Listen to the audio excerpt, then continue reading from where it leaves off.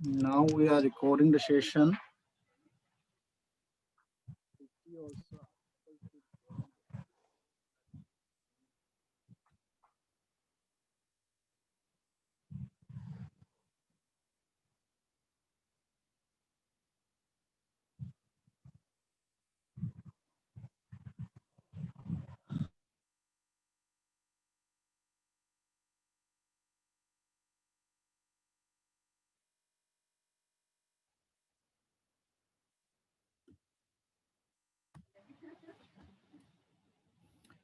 Uh, we have today, as you know, today is the second session of our counseling.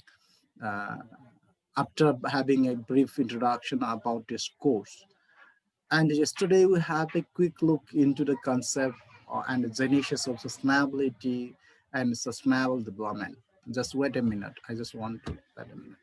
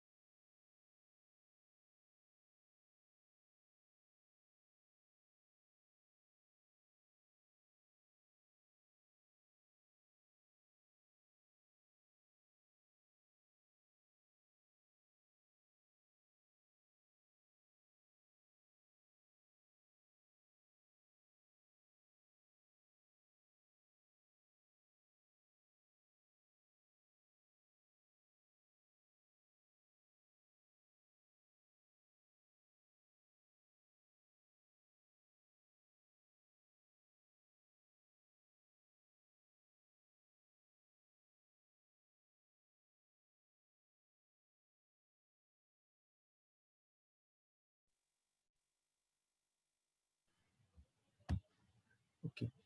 Uh, Okay, there are some issues in accessing this site because of the small mistake from my side. So I have a sincere request to all of you. Please, respond to our this WhatsApp group, how to log in that.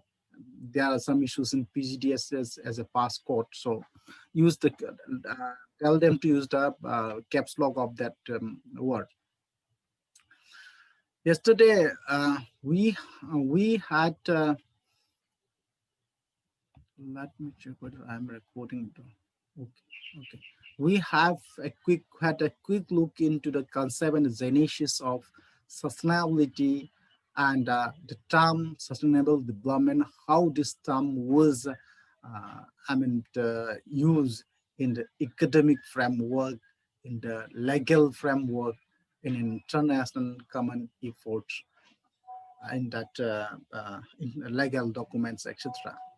Today, as a part of our block one, the introduction to sustainable development, after having, I assume that most of you must have looked into the course, that course material we provided to you, that is self-learning material. But some of the issues or some of the topic which is not covered there.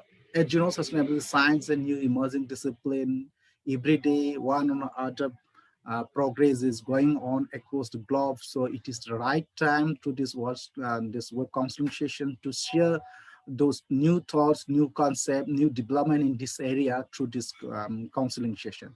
So taking this opportunity, as I told you, when the course was basically prepared in 2011, SDG was not there. So today we are going to look into sustainable development goals and overview. So before looking into SDGs, let us have a quick look into the background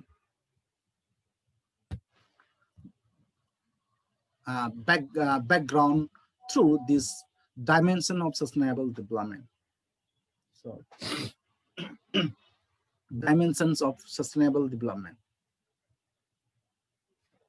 Then we'll have a quick look into global challenges of sustainable development. I used to give a lecture, 1 hour lecture is on this topic, in this topic, but looking into this time constraint and looking the maturity I have seen in your growth, I thought that we can club with this particular session of sustainable development goals and overview. That's why I'm giving 3 sessions in 1 session, right? So then we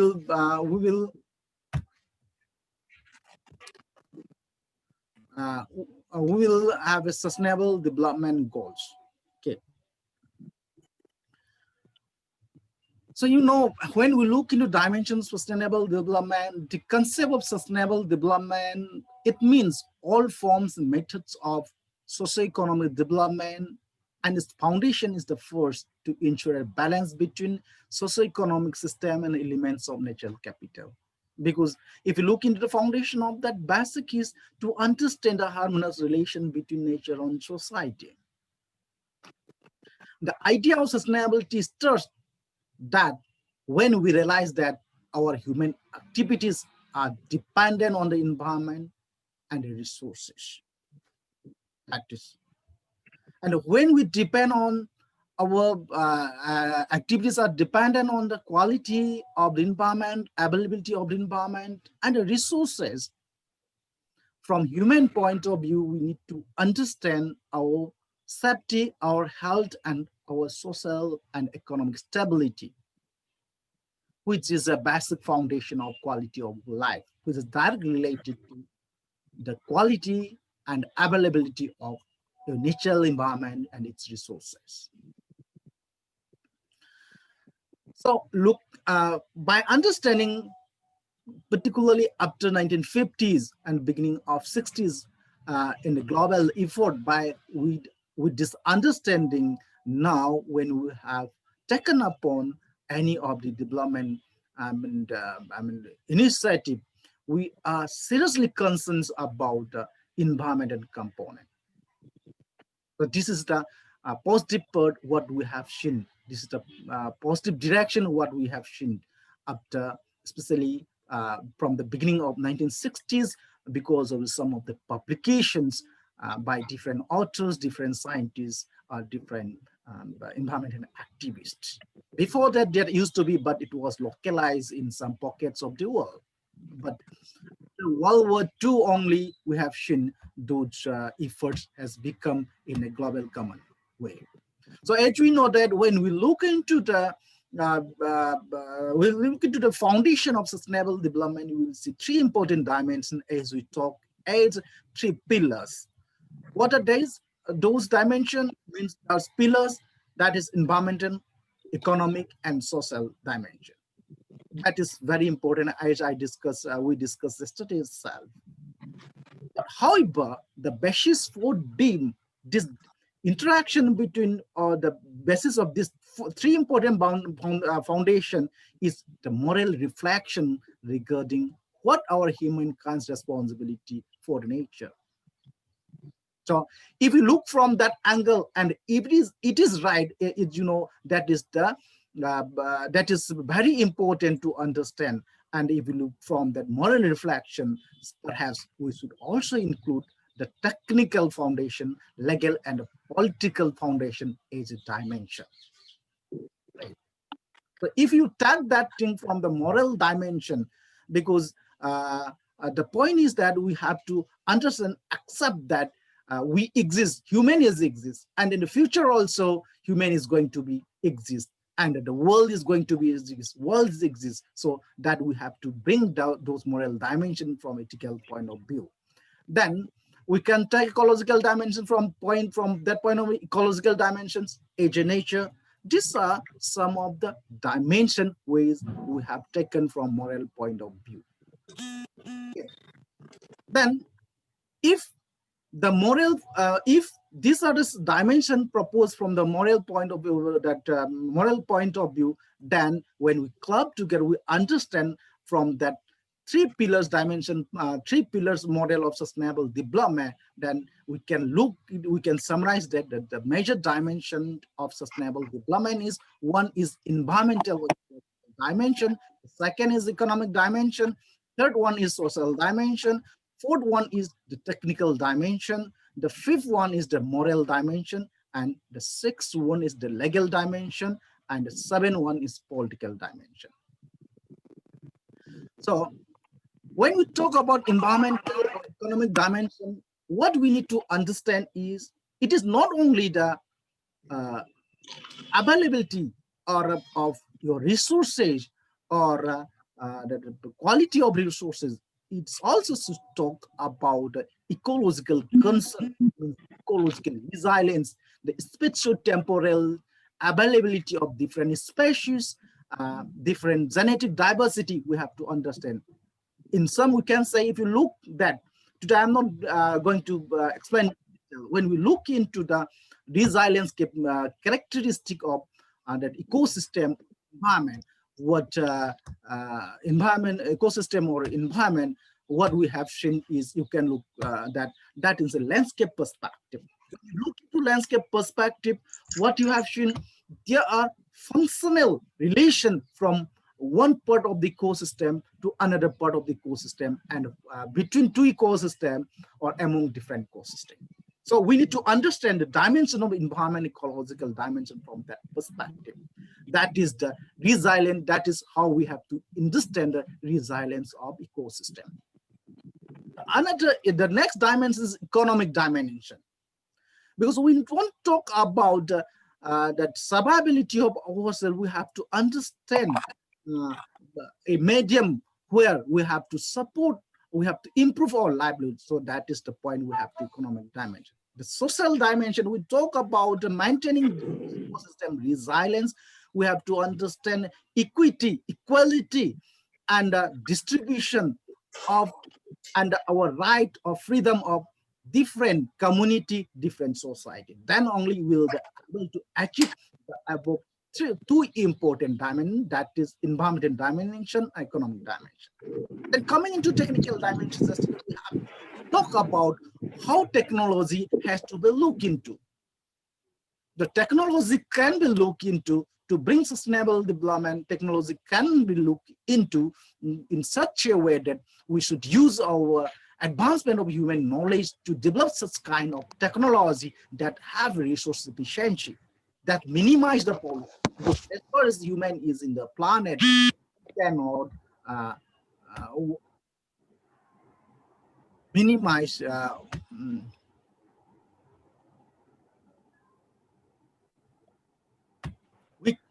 we cannot avoid I mean, what we can say, as far as human is in the planet, there will be pollution, there will be degradation, right?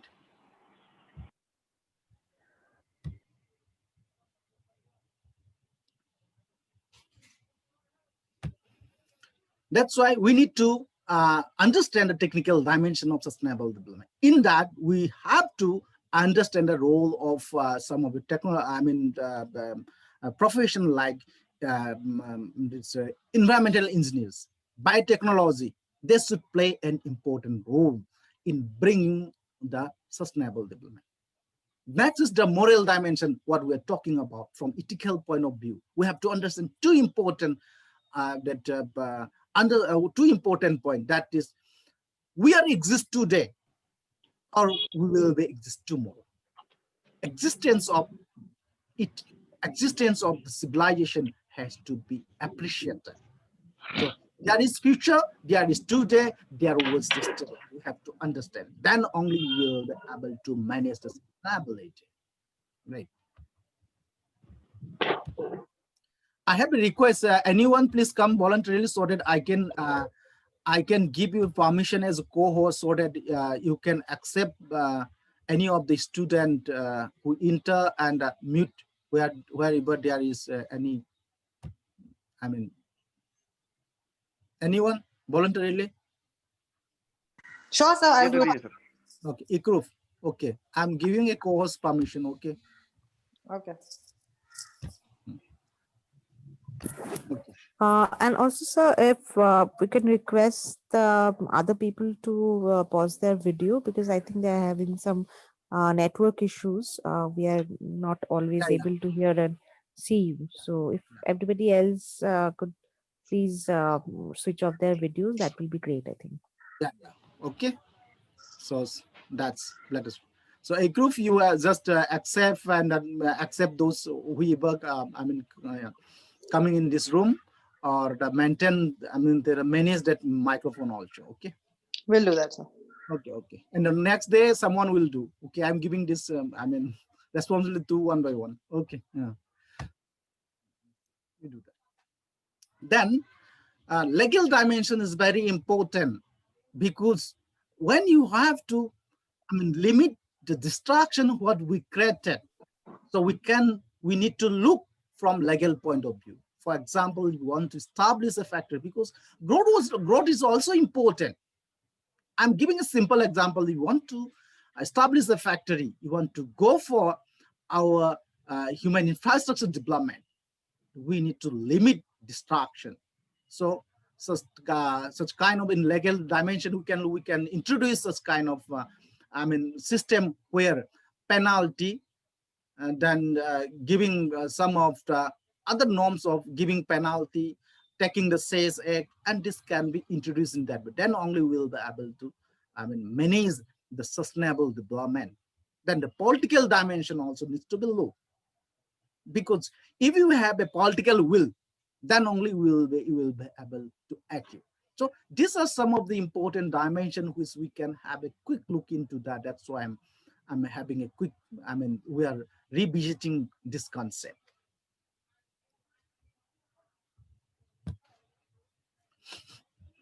Then another 5 dimension sustainability triangle you must have seen in our study material, that is place, permanence, person, intergenerational, identity, happiness. This particular way of understanding the sustainability triangle in 5 dimensions is in micro level, because as an individual, what we have in our mind is we are very well attached to the place where we live, place where we are born. It you will see that you will evidence that particularly in this era of global pandemic COVID-19. Those laborers who are migrated from their hometown to another city for their livelihood in this time, they were very eager to go back to their native place, native town, native place. This shows that we have attached to our own birthplace or in our own place of living. Then the second question comes, the second dimension you can look at the permanence. When in the sense that the place you have attached, that's also you have a thinking in your mind that I have to do something for my future generation or for our own generation. So you need to look into quality and qualitative perspective, means spatio-temporal and perspective of your own place. Then person as a person is, but this is very fortunate in one sense, in the other sense, you are very unfortunate. We are very men-minded in the sense that we first take ourselves, my family, my community, my nation. So that's, we need to be understand that. We have to maintain how to use this. So when you talk about, when we have that kind of understanding of concept, then we have to understand our planet, the world. Because sustainability cannot be achieved when you have achieved only in your region. So you have to look from that angle. The intergenerational, of course, that's why we need to understand from moral point of view, that is existence of the world. The intragenerational equality, then you have your identity because of your culture, because of your place, because of your understanding of permanence, because of your personality. Then you want to have your happiness. So when we talk from that point of view, point of dimension, what we need is first you have the belongingness to a place. So you want to improve, or we need to improve your place of belonging. That's what it reflects in this five triangle of five dimensions sustainability triangle, right? Then let us have a quick look into global challenges of sustainable development. We have looked into the dimension of sustainable development. Next is global challenges of sustainable development, right? What are the challenges? What we learn in our study material is human population growth, because population explosion. What we can see, number of our population is increasing. Then another is inequities, because of development, as we discussed yesterday, inequities exist in the form of that development in different form in the society. Social disruption is a product of your development. Gender issues is there. Climate change is there. This is the product of human progress of development. Materialism is there. Yesterday, one of you said that what Mahatma Gandhi has also said, that human greed is. But when you use the term, why I was not using the term greed is that when we, okay, it is because of human greed. They're very, I mean, we are not, when used this particular word, we never, I mean, delve into the meaning. That's what I was trying to, I mean, explain in such a way that we have to understand the reality.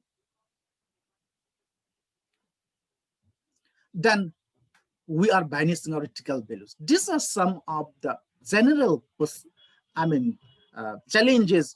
What we have seen in front of us. Then what are the fundamental issues? Population growth and its implication. Let us summarize what we discussed that in the last slide. Then capitalistic economic system, the nature of development, the climate change. Then what are the major obstacles? Yesterday we have discussed that. That is pure impatience. That is when you look into the micro level. The other issues is the macro level. The another is the micro level. Selfishness, uncertainty, limited analytical capacity, and vulnerability.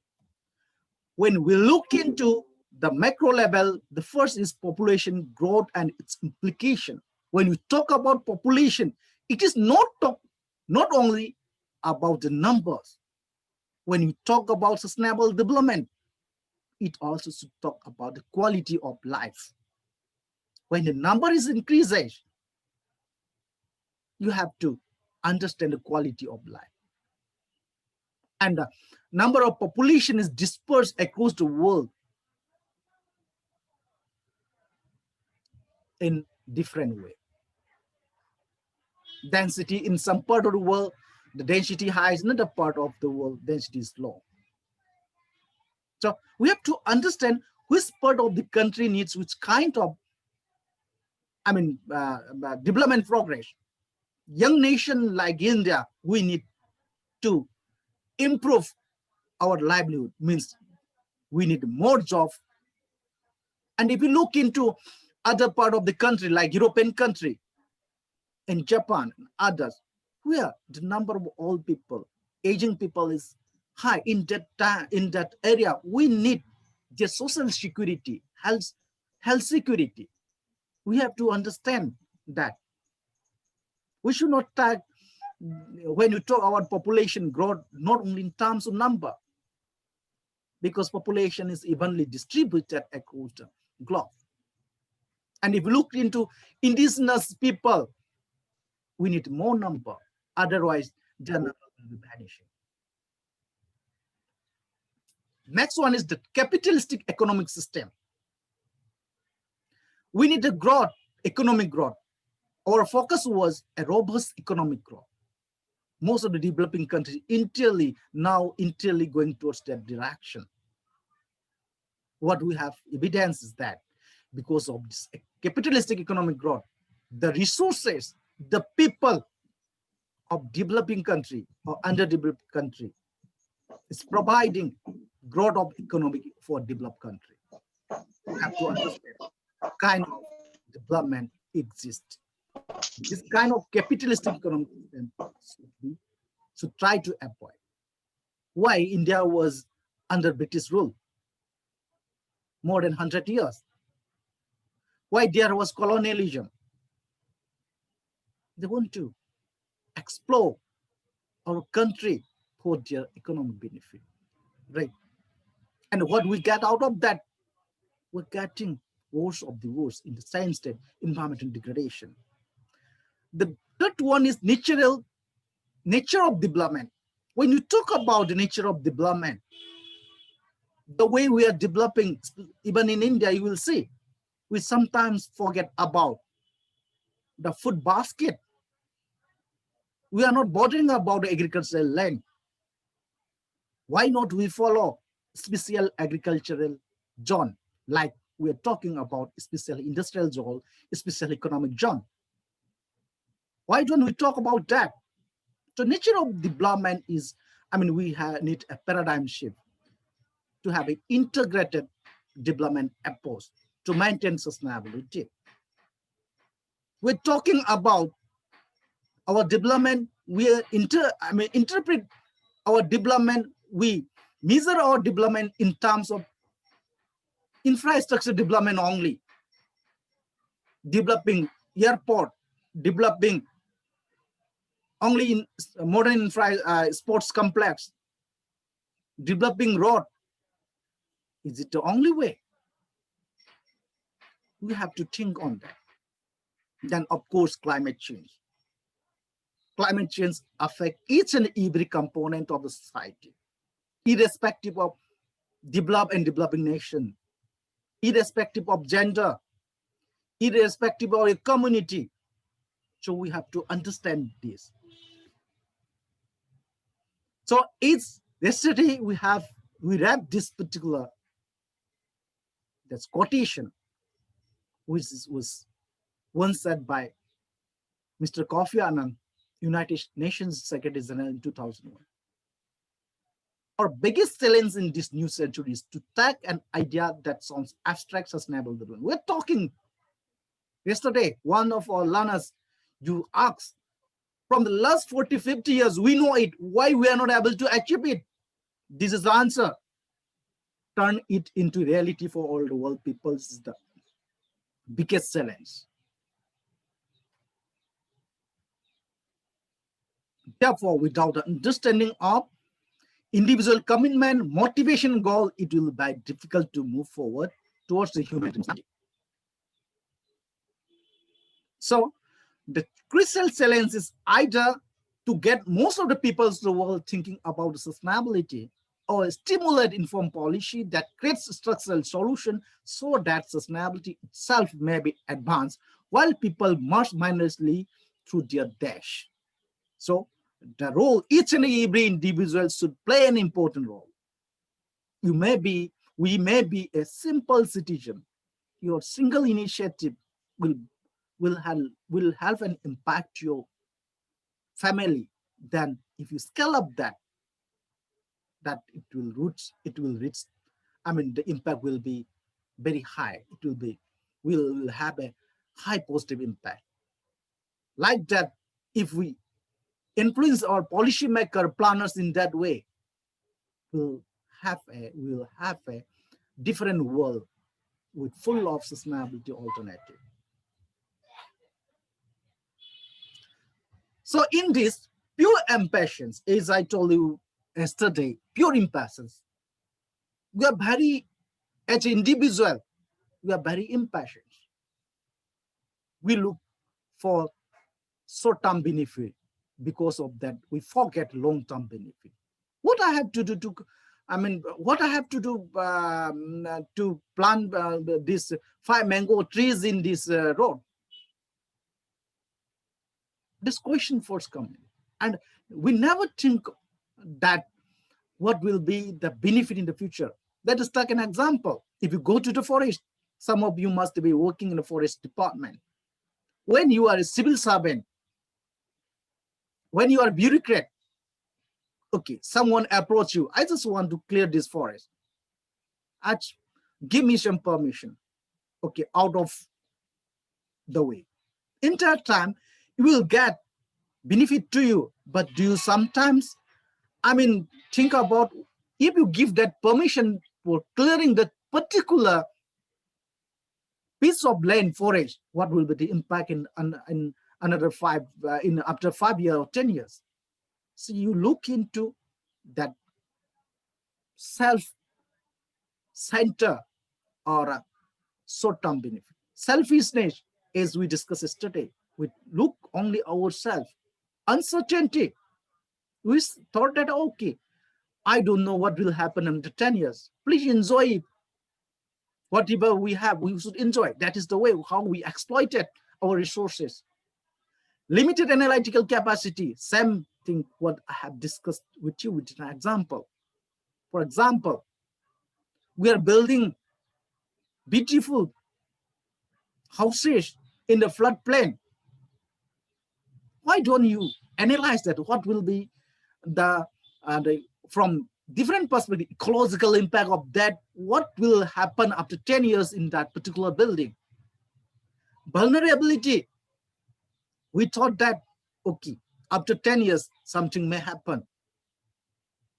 So we have such kind of characteristic, and these are some of the challenges which we are not able to implement those foresighted strategy into foresighted thinking and action, right?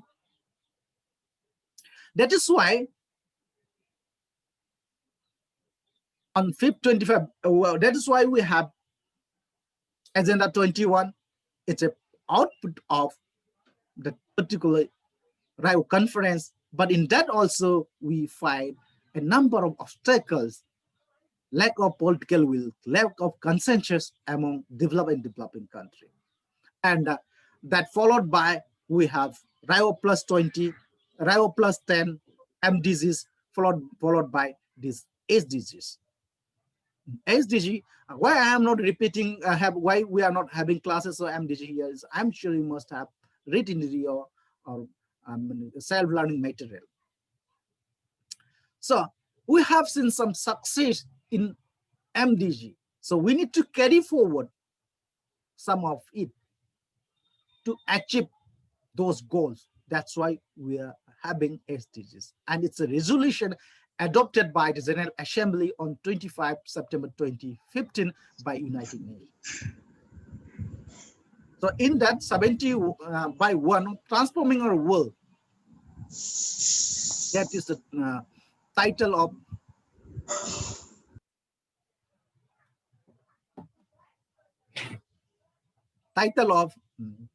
the report, Transforming Our World, the 2030 Agenda for Sustainable Development. Its preamble said, this agenda is a plan of action for people, planet, and prosperity.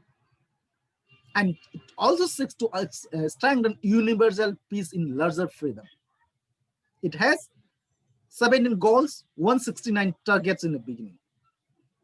And the goals and targets, it will stimulate action for over 15 years in areas of critical importance for humanity and the planet.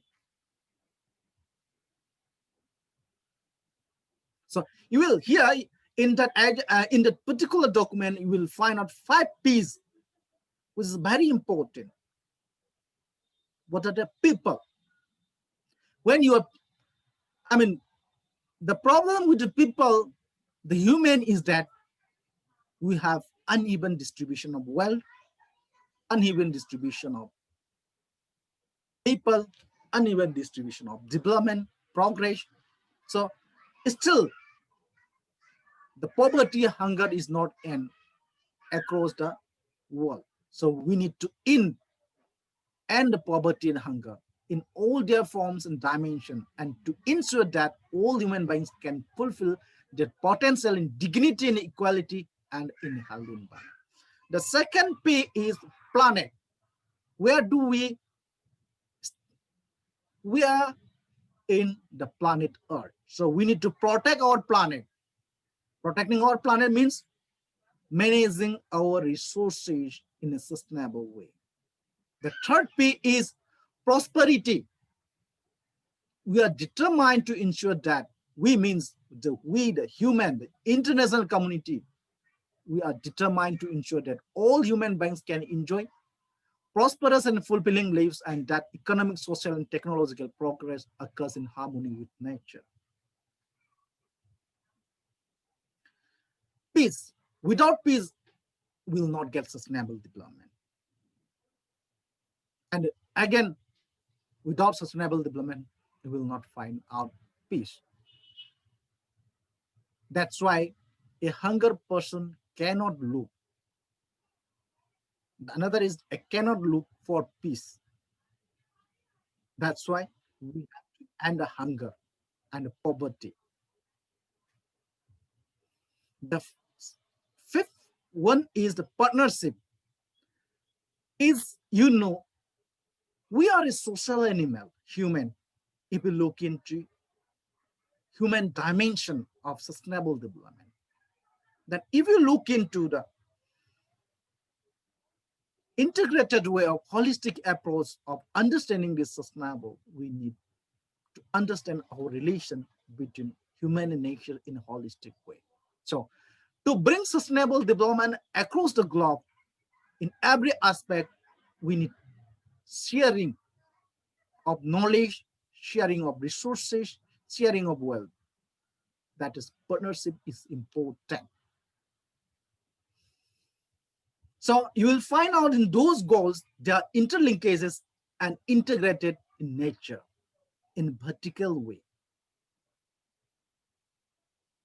The purpose of this new agenda make us realize that you cannot look sustainability from a single lens.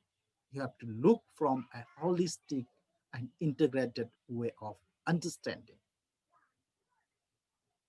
Let us look into what are the 17 goals. These are the 17 goals. As I mentioned you, that we cannot achieve sustainability when all the people, some people, and some of our members are with hunger and poverty.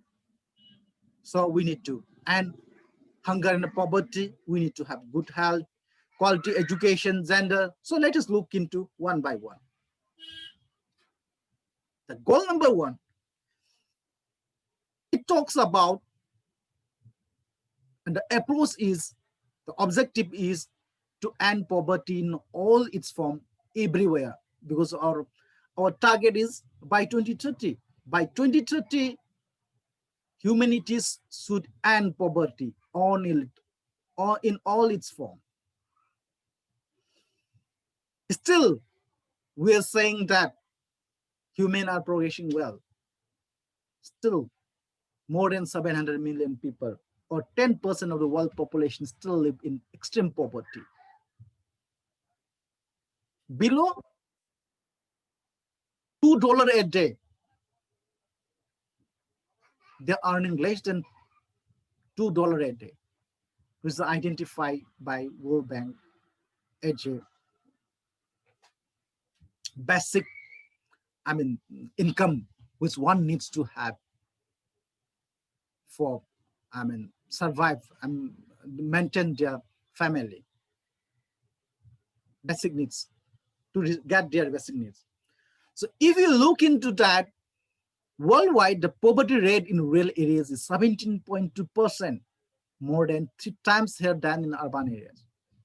So we need to have a job. And it doesn't mean that giving a job will meet their need. They need to have a decent living. We need to give a guarantee for a decent living. Still, as you know, in this figure, you will see that 8% of employed workers and their family worldwide live in extreme poverty in 2018. The point is that there should be livelihood, means giving job, but with decent, so that they can survive. What we can do as a citizen, so your active engagement in policy making will have a So play an important role at different level. Government, how government can do to achieve this and poverty. Government can enabling, they can create an enabling environment to generate productive employment and job for the poor and marginalized. The government should create to formulate strategies in the fiscal policy that stimulate pro-poor growth and reduce poverty. How a private sector can play an important role to achieve this goal number one. If you look, even in India, you'll find out private sector play an important role in economic growth. So they play in determining whether the growth it creates is inclusive and hence contributes to poverty reduction. And the private sector promote economic opportunities for the poor, focusing on segments of the economy where most of the poor are active, namely on micro and small enterprises and those operating in the informal sector. You will see the role of private sector, especially in this ICT, they play an important role in giving livelihood to a number of underprivileged groups across India. As an academic community or as an educationalist, we have an important role in increasing the awareness about the impact of poverty. We have to give the opportunity. And science provides a foundation for new and sustainable approaches, solutions, and technologies to tackle the challenge of reducing poverty and achieving sustainable development. Then goal number 2, that is zero hunger. We have to end hunger, achieve food security, and improve nutrition and promote sustainable agriculture. Then only we'll be able to achieve zero hunger by 2030. The point here we need to understand is ending hunger doesn't mean that you are getting so much quantity of food. We have to understand the nutritious food, the point of nutrition. So nutritious food should be available. So because of not getting proper diet, proper quality food, means nutritious food, not having nutritious foods bring extreme, they are very more prone to disease, and sometimes they are not able to earn their livelihood. If you are giving job also, if they do not, their health condition is not good because of the malnutrition, that will not work. These are some of the figure. Even 2/3 of extremely poor employed workers worldwide are agricultural workers. That's why we have to look agriculture as an important sector. You can make change in your own life, at home, at work, and in the community. Support your local farmers or markets. Nowadays, we are very, interested in having imported food item, canned food, Maggie, noodles, Washington apple, and many more. So we have to understand how to improve sustainability. That's why it is the right time to understand, to support local farmers or local market. And that way you also will get fresh and nutritious food. And you will be able to minimize the waste out of the process of getting the food from a distant.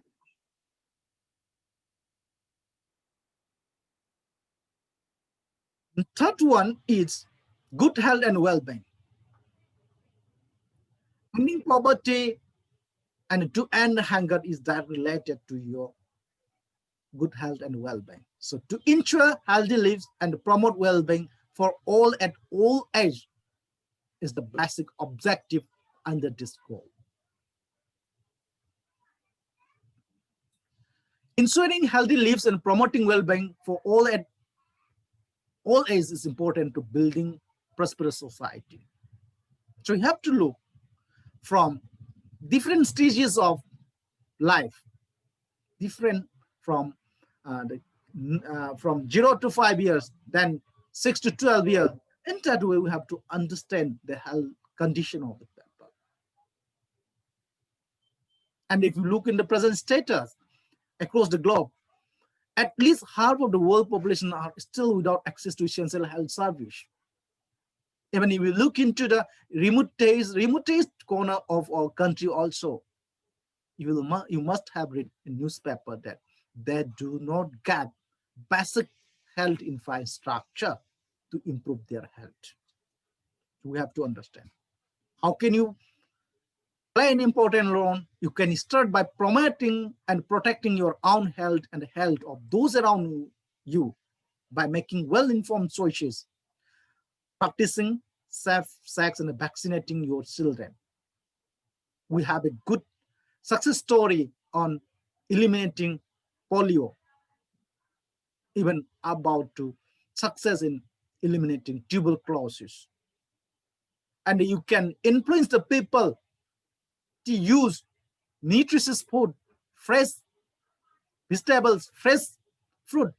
So in that way, you can build up, you can play an important building a healthy lifestyle and well-being. The fourth goal is on quality education. Getting number of degree doesn't matter if you do not have a quality education. So you must try to understand what we are doing. If we look into present era of, especially that this era of, when I talk about in context of sustainability, in present era of achieving sustainable development goal, education play an important role. So under this, as you know, to ensure inclusive and quality education for all and promote lifelong learning is the basic objective of this quality education. Because knowledge can be enhanced, your knowledge can be updated when you have lifelong learning. That also needs to be understood. As you know, these are the basic points which most of you have known that education enables upward socioeconomic mobility and it's a key to escaping poverty. That you have seen. If you look into any of the report, any of the study in India, I will not talk about other countries in India, where if you are able to give education in the remotest part of our country, they're able to escape from the net of poverty up to some extent.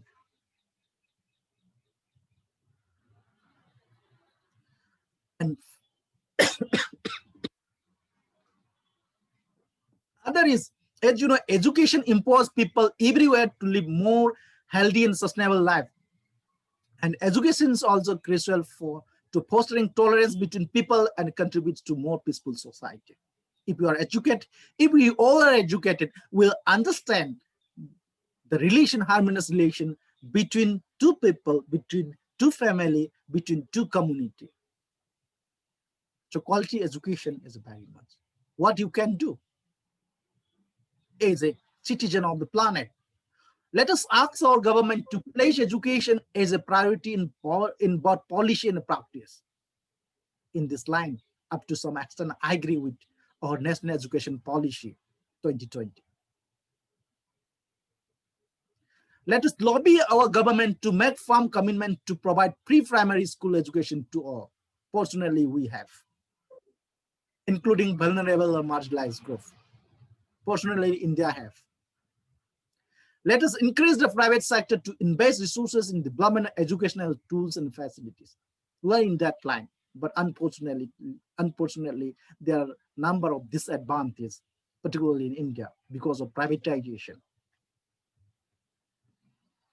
Let us urge NGOs to partner with ZUT and other groups to foster the importance of education within local communities. Something is happening across the country. Some active organization NGOs, they're working in this direction. We should appreciate their role. Then the next is gender equality. It is very important in context of India also. The major objective of this goal number 5 is to achieve gender equality, empower all women and girls. Women and girls are well appreciated in our culture, tradition, but unfortunately, if you look into that at ground level, grassroots level, we are not much satisfied and we are not happy. If you look into global figure, you will find that women and girls represent half of the world's population, therefore also half of its potential. And if you look, not only in India, across the globe, even in developed country also, gender inequality persists everywhere. That stagnates social progress. And the latest figure, if you look into it, let us take an example in India also.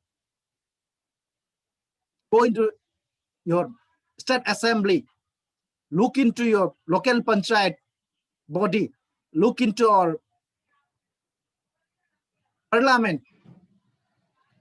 The women representative is underrepresented. And if you look into, we do not count the responsibility of women that take is in domestic work. That needs to be counted. What you can do, if you are a girl or woman, you can stay in school, help empower your female classmates to do the same and fight for your right to access sexual and reproductive health service. This is happening despite government initiative, despite local participation. We are not giving much good reason. Something or other is happening in India every day. So we must try to stop this at any point of time. Then, as a woman, you can address unconscious biases, implicit association that form an unintended and often an invisible barrier to equal opportunity. You have to fight for that. Then, this is very important. If you are a man or a boy, what you can do? You can work alongside women and girls to achieve gender equality and embrace healthy, respectful relationship. Whatever happening today, especially in India, about culture of rape, culture of whatever unexpected happening with the women, we should not blame only to them. We also, as a man or a boy, we have big responsibility. We have to take that responsibility. So you can fund, if you have the capability or financially sound, you can fund education campaign to curb cultural practices like female genital mutilation, which is very common in African country. And you can send harmful laws that limit the rights of women, girls, and prevent them from achieving their full potential. Even recently, our government has taken initiative like triple talaq and others. Goal number 6, clean water and sanitation. This is the basic fundamental right. And also, you should understand you have also responsibility to ensure access to safe water sources and sanitation for all. As you know, access to water, sanitation, and hygiene is a human right. Yet billions are still faced with daily challenges accessing even the most basic of services. Even you forget about remote part of India, in desert area, you forget even in cities, we are facing problem big summer. So what will you imagine yourself? What would be the condition in those arid and semi-arid region? On the other hand, the demand for water has outpaced population growth. Because of population growth, demand will be increased. Half the world population is already experiencing severe water crisis at least 1 month in a year. You can calculate, you will find out this. This is happening. What would happen? What was happening 1 year back? Cape Town in South Africa. 3 in 10 people lack access to stably managed drinking water services. About 3 billion people lack access to basic sanitation services such as toilets or latrines. In India, at least from the last 4-5 years, because of SOITS Bharat and others, at least we are able to provide basic facilities such as toilets or latrines. Open defecation free zone, we are having most of majority of our country geographical area is covered with free from open defecation. More than 80% of wastewater resulting from human activities is discharged into rivers or sea without any treatment, leading to pollution. What you evidence in river Ganga and river Yamuna from your domestic wastewater from the sewage of the factories, we are pouring it here in our holy river Ganga, Yamuna, and different river tributaries, etc. What is the responsibility? How can you do that? Civil society organizations should work to keep government accountable, invest in water research and development. Very important, invest in water research and development. And promote the inclusion of women, youth, and indigenous community in water resource governance. In India, we have to extend in other region also. We have Pani Panchayat. It's one of the example. We need to generate awareness of these roles and turning them into action that will lead to a win-win result and increase sustainability and integrity for both human and ecological system. You can also involve in World Water Day. These are some of the World Toilet Day we have. Then goal number 7 is affordable and clean energy. To ensure access to affordable and sustainable energy for all. This is also very important. Because energy is the driver of life, as you know. Whatever we're talking, whatever the issues we are facing today is because of the quest of energy by humanity. So a well-established energy system supports all sectors, from business to medicine and education to agriculture, infrastructure, communication, and high technology. Affordable and clean energy. Our countries can accelerate the transition to a better progress. So we need to have affordable and clean energy. If we have that, business can maintain and protect ecosystem to be able to use and further develop hydropower sources of electricity and bioenergy and commit to sourcing 100% of operational electricity needs from renewable sources. What we can do as an employers, we can reduce the internal demand for transport by prioritizing telecommunication and incentivize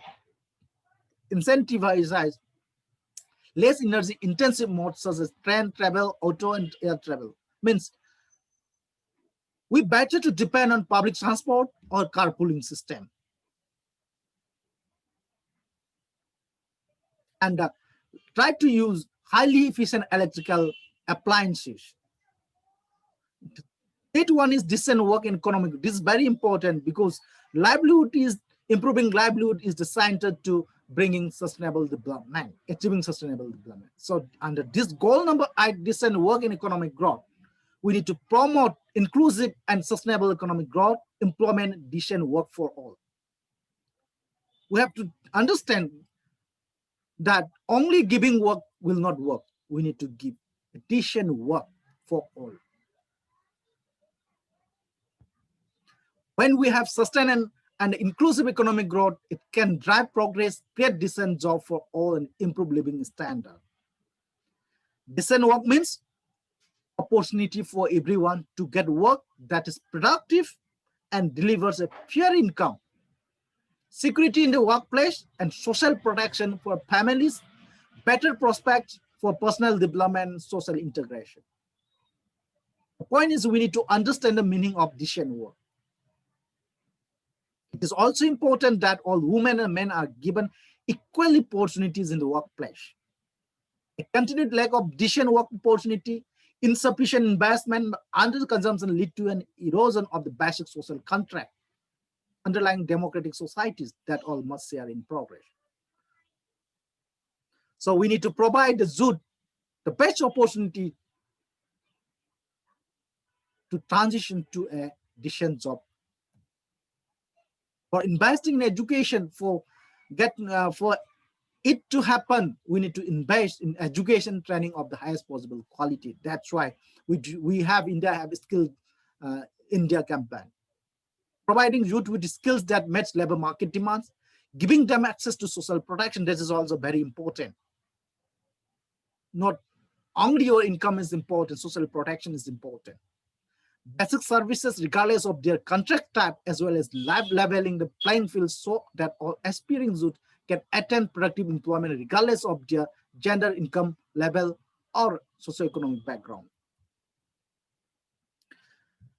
As government can work to build dynamic, sustainable, innovative, and people-centered economies, promoting youth employment and women's economic empowerment in particular, and decent work for all. As a local authorities, you can renew and plant your cities and human settlements so as to foster community cohesion and personal security and stimulate innovation and employment. Goal number 9, industry, innovation, and infrastructure.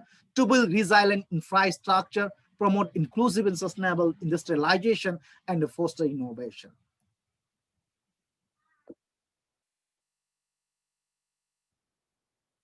Economic growth, social development, and climate actions are heavily dependent on investment in infrastructure, sustainable industrial development, and technological progress.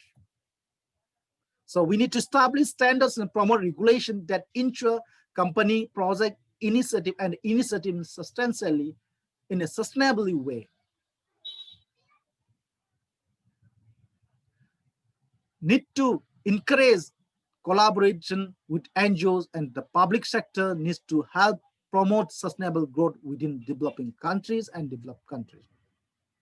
We need to think about how industry impact on your life and well-being, and use social media to push your policymaker to prioritize this SDGs.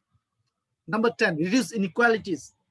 So to reduce inequalities within and among the countries, this is very important. Inequalities happen in different forms. Inequality based on income, sex, age, disability, sexual orientation, race, class, ethnicity, religion, opportunity continue to persist across the world within and among countries. Because inequality threatens long-term social and economic development, harms poverty reduction, and destroy people's sense of fulfillment and self-worth. This in turn can breed crime, disease, and environmental degradation. Most importantly, we cannot achieve sustainable development and make the planet better for all if people exclude that from opportunities, from the basic services, and the chance for a better life. Despite progress in some areas, income inequality continues to rise in many parts of the world, even in our areas, in cities, in rural areas. So we need to reduce inequality that requires transformative change. Greater efforts are needed to eradicate extreme poverty and hunger, and invest more in health, education, social protection, and decent jobs, especially for young people, migrants, and other vulnerable communities. Within countries, it is important to empower and promote inclusive social and economic growth. We can ensure equal opportunity and reduce inequalities of income if we eliminate discriminatory laws, policies, and practices. Among countries, We need to ensure that developing countries are better represented in decision making on global issues so that solutions can be more effective, credible, and accountable. This also needs to be understood by international community. Government and other stakeholders can also promote safe, regular, and responsible migration. Migration is taking place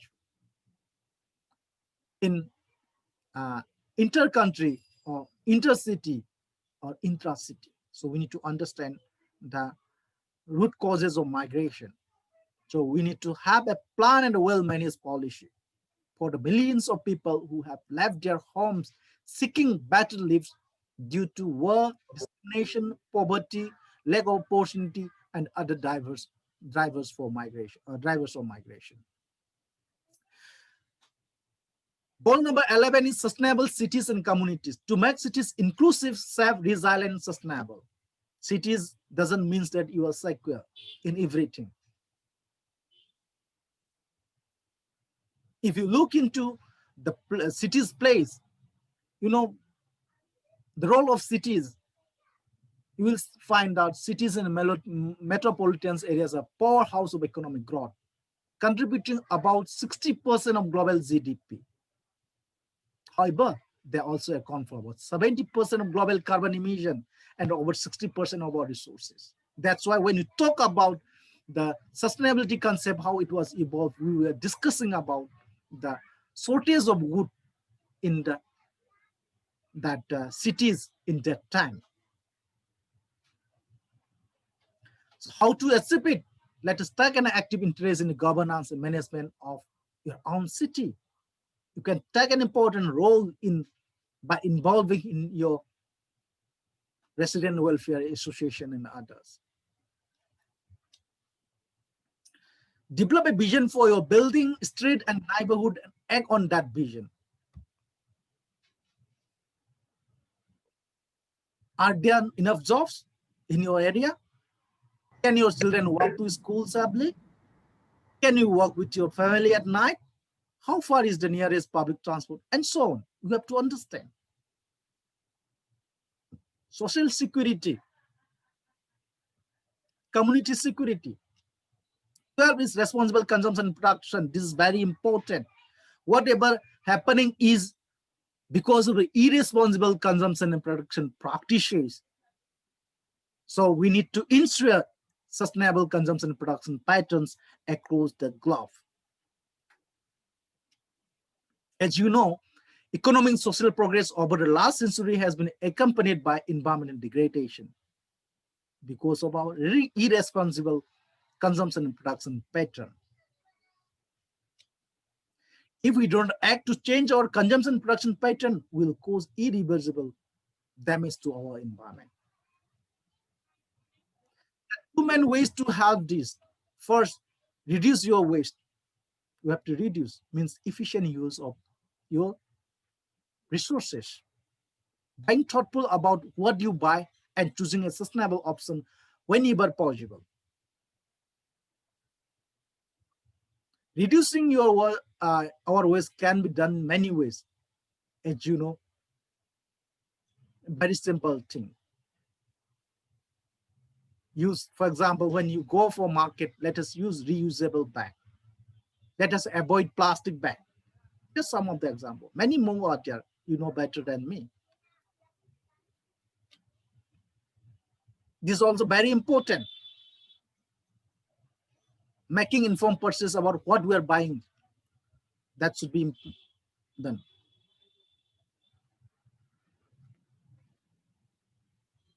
Here also, try to buy from sustainable local resources. You can make a difference, as well as exercising pressure on business to adopt sustainable practices. So we need to develop an ecosystem, economic ecosystem, that's we sometimes call circular economy, bioeconomy, local economy. We need to strengthen that. What happened when pandemic was in the start phase? We were not having enough PPE to fight this.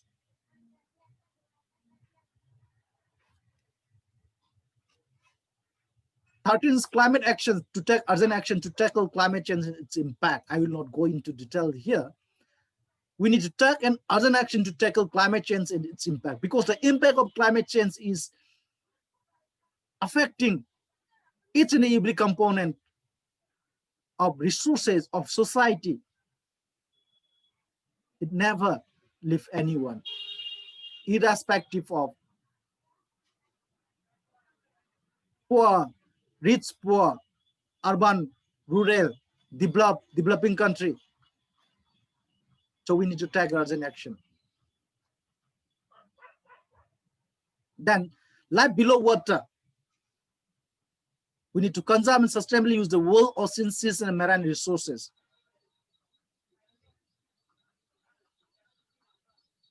As we know that for open ocean and deep sea areas, sustainability can be achieved only through increased international cooperation to protect vulnerable habitats.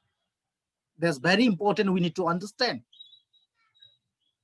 So we need to establish comprehensive, effective, and equitable managed system of government protected areas that will pursue to conserve biodiversity and ensure a sustainable future for the fishing industry.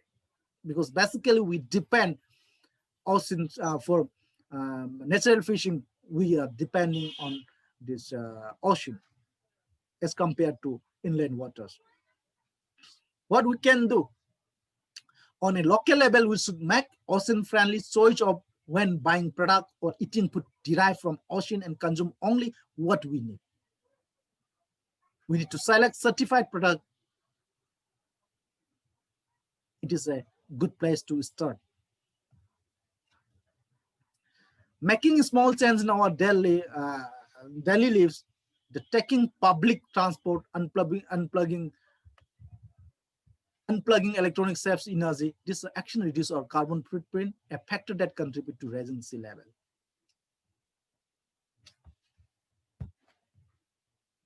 We should eliminate plastic uses as much as possible and organize beach cleanups. Most importantly, we can spread the message about how important marine life is, why we need to protect it. We have to understand this. 15 is on life on land. We need to sustainably manage forests, combat desertification, halt and reverse land degradation, and the whole biodiversity loss.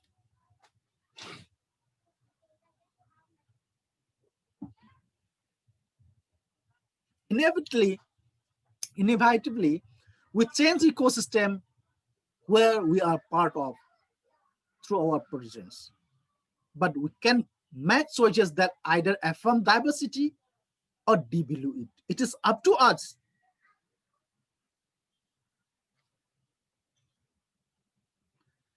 Something we can do to help include, we can start recycling, eating a locally based diet that is sustainably resource, consuming only what we need, and limiting energy usage through efficient heating and cooling system.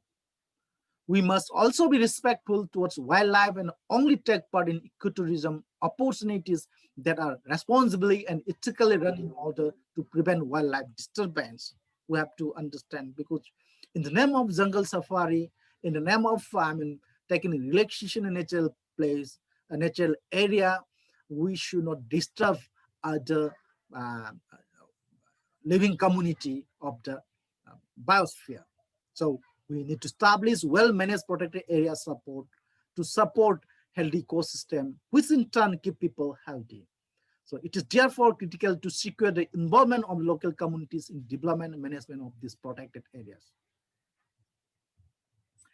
16 is peace, justice, and strong institution. So we need to promote peaceful and inclusive society to provide access to justice for all and build effective, accountable, and inclusive institutions at all levels.